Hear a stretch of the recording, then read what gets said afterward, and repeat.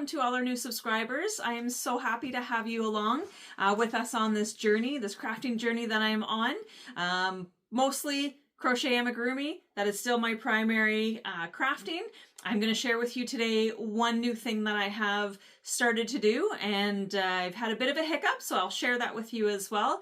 We have some new things to share with you today, some new makes that I've done, some old makes that I love to make, so I'm continuing on.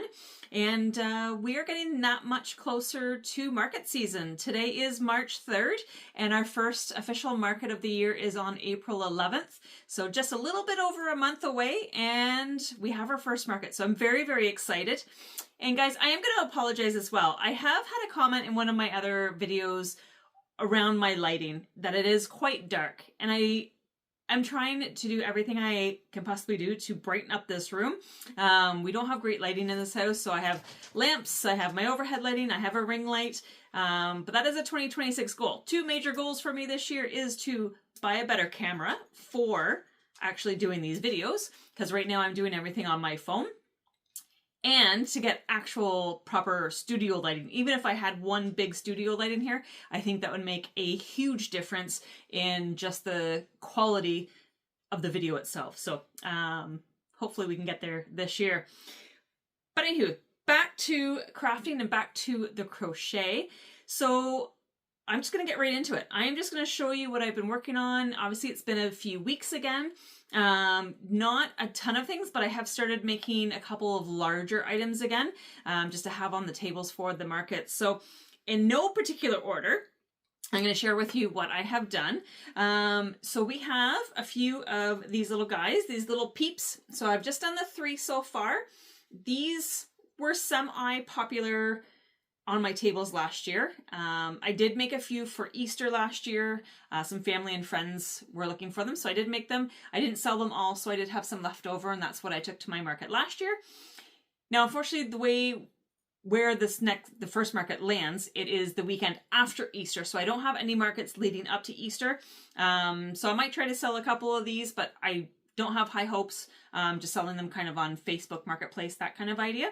But we have these. So these guys are by Rose and Lily Amigurumi. I found the pattern, it's a free pattern on Pinterest. So we have a few of those. We have my one go-to make that I make all the time and I love. It's just kind of one of those patterns that I can sit down and not really think too much of it. It is a no-sew pattern, and the Peeps, by the way, as well, were a no-sew pattern, so super easy to do. But we have more turtles, so I have 2 more turtles, and their bodies and fins are the same color, and then we have the 2 tie-dye shells. So these I make with the Premier Basix Chenille. So the bodies and fins I make with the brights, and then the shells I make with the tie-dye. And when I did my order of the Basix, the Premier Basix Chenille and tie-dye, I bought all of the skeins specifically to do turtles. So we have a good start so far on the turtles. I know I shared a couple, I think 1 or 2 with you the last video. So we continue to make those, and I am absolutely loving, I know I mentioned it before, but we are using the larger eyes, the 16mm eyes with the color discs in behind, and they just look so much better in these turtles with a little bit larger eye making them. Last video I shared a new set of patterns that I was doing, which were kind of the Amusable spin-offs in crochet style. So I did find another pattern. So we did and I just realized he doesn't have a mouth. I might not, I don't know. You tell me, should I put a mouth on this guy or just leave him as is? We did a cloud. So he is so cute. Worked out a little bit larger than I thought, but that is okay. A little bit different type of feet than I had on my other Amusable style crochet patterns, and I kind of like these feet a little bit better, so I might actually use these ones. These ones have no stuffing. You can put a little bit of stuffing down at the toes if you choose to. I chose not to do that on this particular one, so they're just flat and they are sewn in. This kind of pattern, I can't really crochet them in just because we're doing the rounds this way instead of the other way. So it is a little bit harder. So I do sew the feet on that one, but he turned out really cute. But let me know, do you think I should put a little mouth on him or just leave him as is? I don't know. He's a cloud, but he's a happy little cloud. So Now I kind of sound like Bob Ross, for those of you that have ever watched him. A happy little cloud. He always had a happy little cloud in his painting. So he's a happy little cloud. Another favorite that I have done in previous markets that sell quite quickly are the Opposums. Like, how cute are they? Another no-sew pattern. This one I just realized I'm not telling you who the pattern makers are. So the Opposum is from, again, found it on Pinterest, from Stringy Ding Ding. So I will make sure I link all their names in the description below, but these guys are so cute. And every time I've had them on my table, they sell out so quickly. What else do we have? Oh, we have these. So with the Amusables, I was trying to find just fruit patterns, and then I was adding the feet to the patterns themselves. They weren't necessarily crocheted or a pattern that was an Amusable crochet pattern that had feet. So I found a blueberry. Now these guys worked up smaller than I had thought they were going to be, because the pattern said it was a big blueberry. It's not that big. So this is the size of the first one that I did. And I didn't realize until after that I skipped an entire row in the blueberry. So I did another blueberry, and he's a little bit bigger, but still, in my opinion, not big enough to add feet and make this kind of an Amusable style blueberry. So I will just sell these guys as is. Super quick make, of course, again, no sew, very simple. So these guys I'll probably just put on my table for $5, and I'm gonna have a few things that are $5 that are smaller, and they'll just be kind of cute and sitting there, and I'm sure they will sell quickly as well. So I'll probably do a few more of those. I only have the 2 right now just because I was testing out the pattern to see how they would work up, and I'll probably do few more, maybe some. I have some navy blue as well, so I'll make some darker blueberries as well as the light ones. Staying with the blue theme, I found a pattern again on Pinterest that was free, and this one is made by Catcrochets, and it's a character pattern. So I haven't done a whole lot of characters. I think the only character that I have done in the past, and I did sell him, I only made the one, was Snoopy. So I will definitely make another one again for this coming year.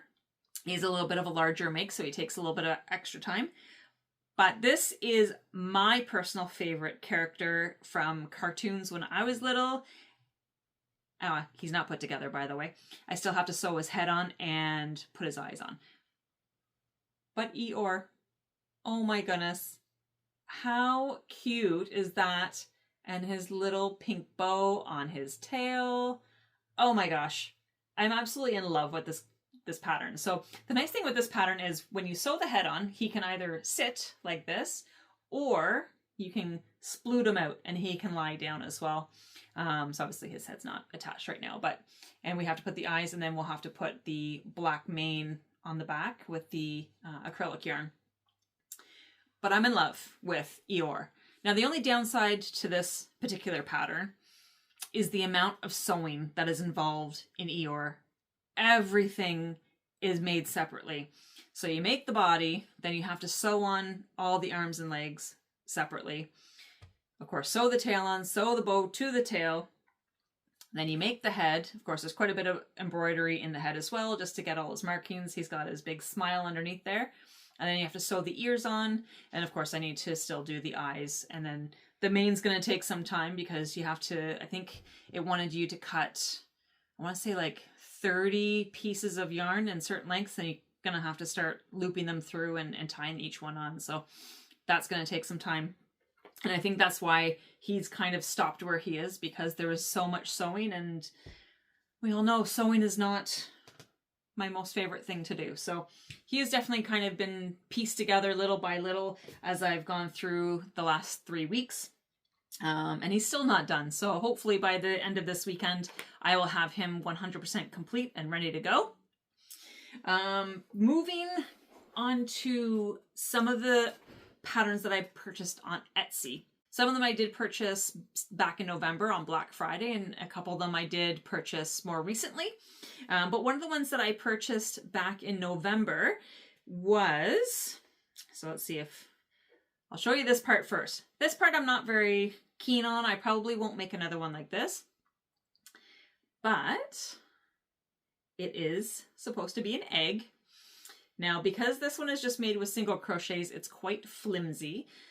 Perhaps if I use blanket yarn for this one, it might work out to be a little stiffer and not so flimsy.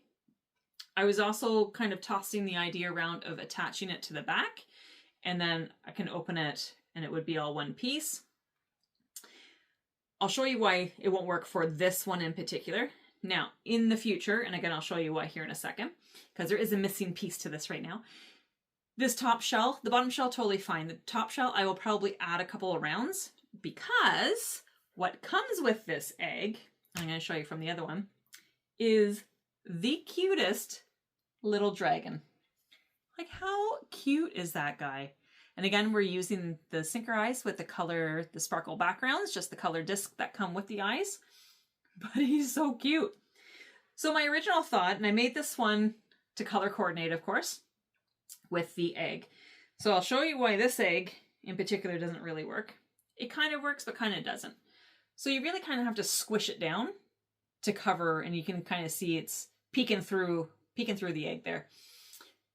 So I was hoping that it would completely close, and that's why I was thinking if I was to sew the back of it together and just kind of have it come open like this. But because the dragon is a little bit too big, now when I added a couple extra rows to this one, it might be enough that I could sew the back together or crochet the back together and have the egg as one piece, and then he just kind of opens and closes to have the dragon come out.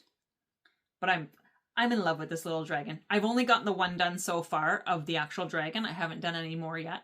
But again, very low sew. Everything in the body is completely no sew, including the little ears. The only thing that you have to sew on are the wings, and they're super easy to sew on.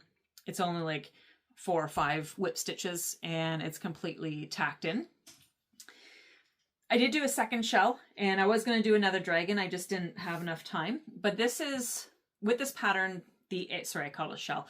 The egg comes with 3 different variations, which is kind of nice. So you have a variety of what you can make. So this, again, just the single crochet option.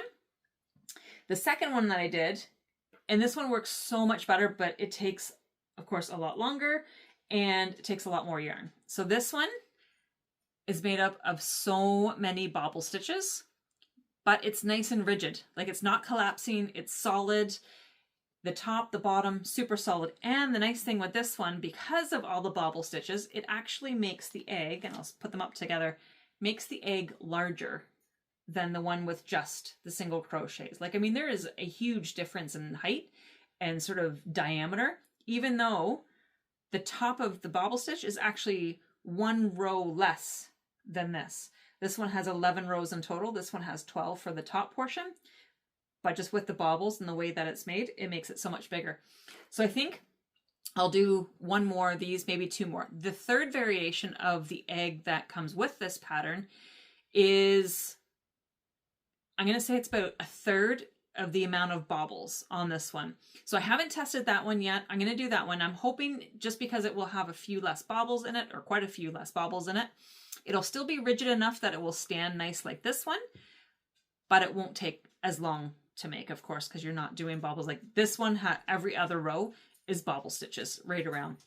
So there's a lot of work, and it took actually more yarn than I thought it would take initially. Luckily I had enough, and I was able to finish off. But when you put the little dragon inside of this big egg, it completely closes. Like, there's no peekaboo there. You can't see what's in there. It is completely closed, and that's really what I love about this one. And then you can take him out, and he's just sitting so cute in his egg. The other thought that I had, because this is new, I've never had this, of course, at my other markets, is initially I was color coordinating the dragon to the egg, and I was going to have them all sitting on the table.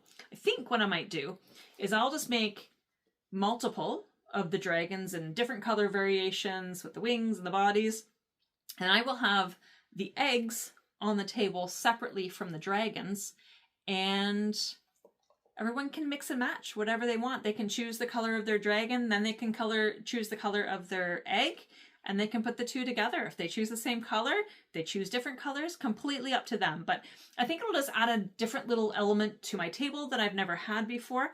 And hopefully everyone likes that, and they have kind of some say in what colors of items that they're taking home with them. So I think I'm going to do that for this first market and see how it goes. And if it goes really well, then I will make some more. But that was one of my Etsy purchases from Black Friday that I bought. Another one that I bought more recently, and I kind of showed you in the last video the first part of it, which was the free portion, which was the swing. So I went, because initially I found this swing for free, and it is a pattern from Jade. So I went to Etsy and I bought her patterns for the little critters that go with it. So it's like an under the sea combo. So I've only done a couple, but I also found something fun with this pattern and this size of pattern. So let me show you here. So the first one I did, and this one I'm going to keep because I did make a couple of mistakes, and not that anyone would probably be able to see, but I know the mistakes are done, so I am not going to put it on the table. But it was a good starter for me, just to kind of get an idea of how the patterns are made.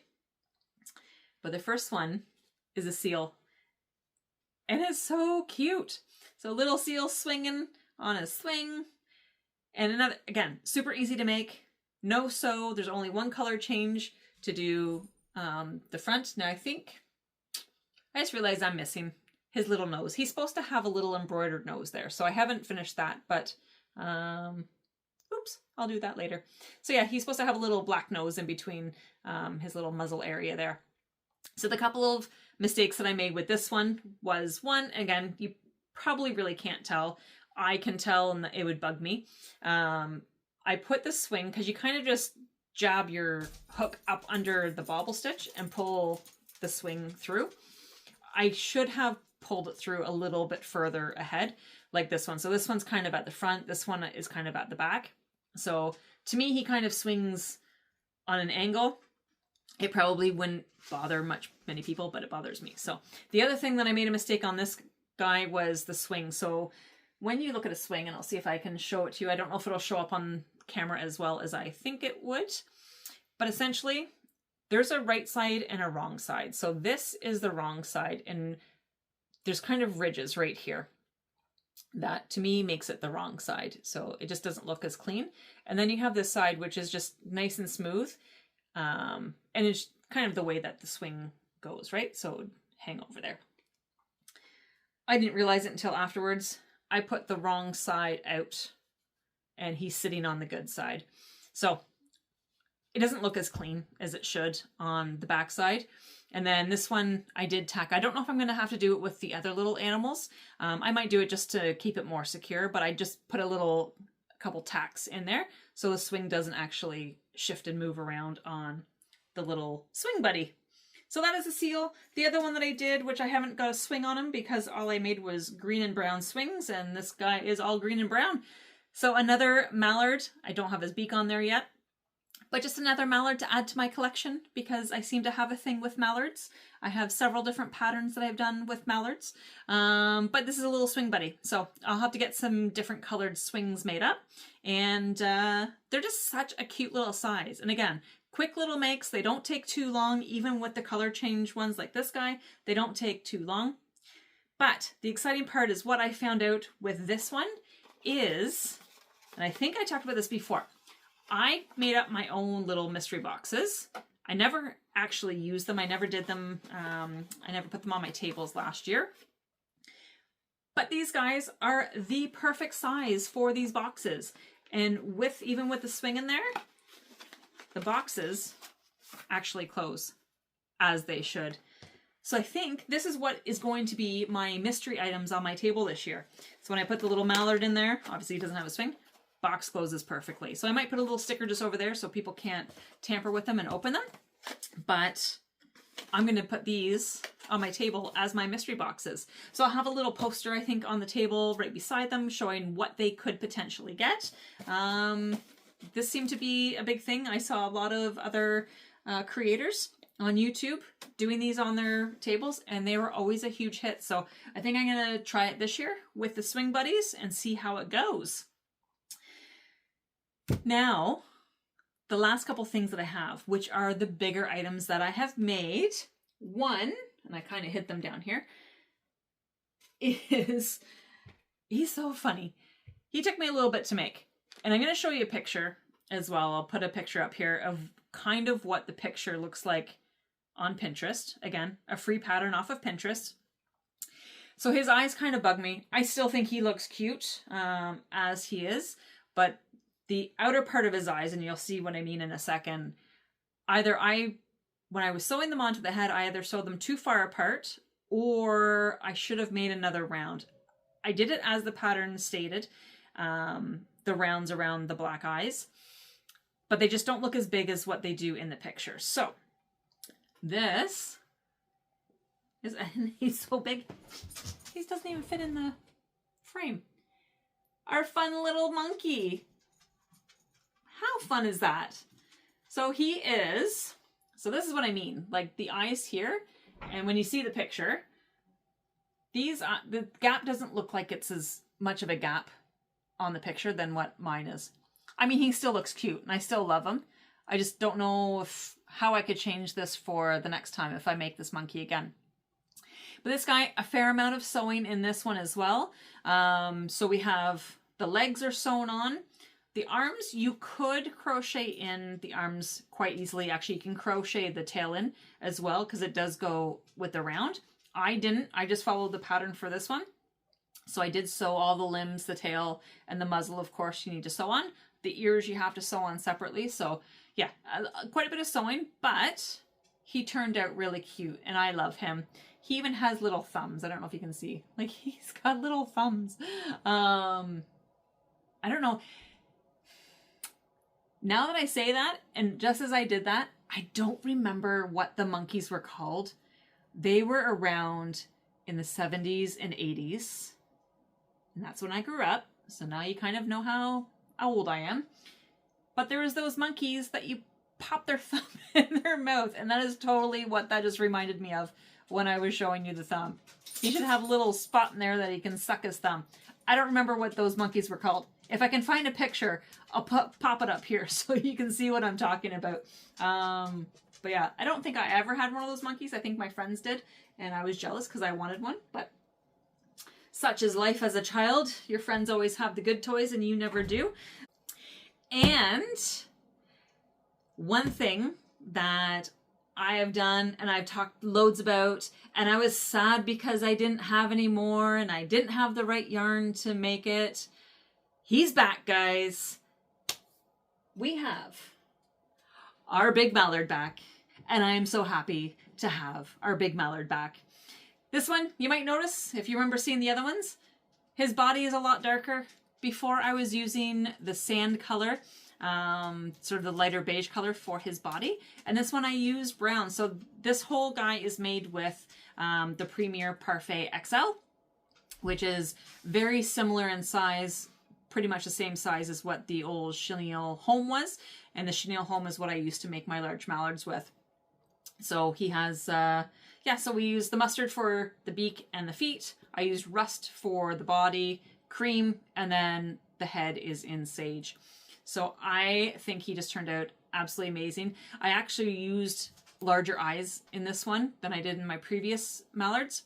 And so I think that makes him look a little bit more sizable, if you will. The eyes that I may use before were a little bit smaller. So with the bigger eyes, I think he just looks super cute.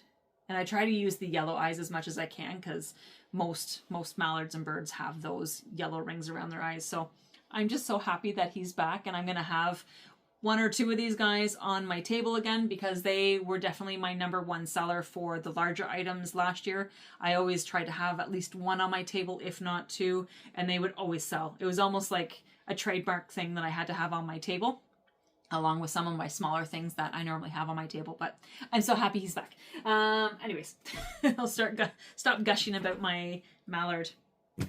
So that is it. That is all I have made for crochet items over the last few weeks. Still very busy with work and sort of my full-time job. So I haven't had as much time.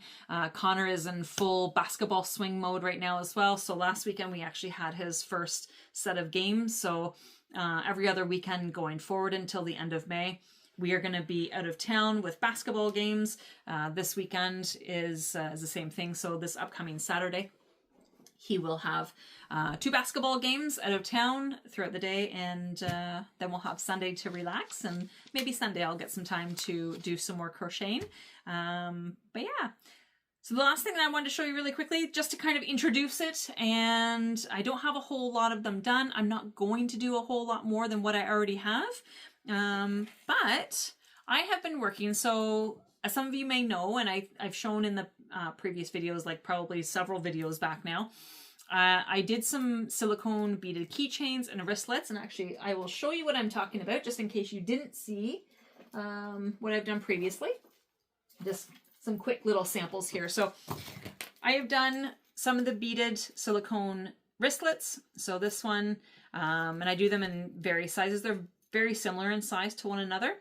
This was one of my best sellers last year, just this color combination. So I have bought more in this color combination. I just haven't made them up yet. So we have this one.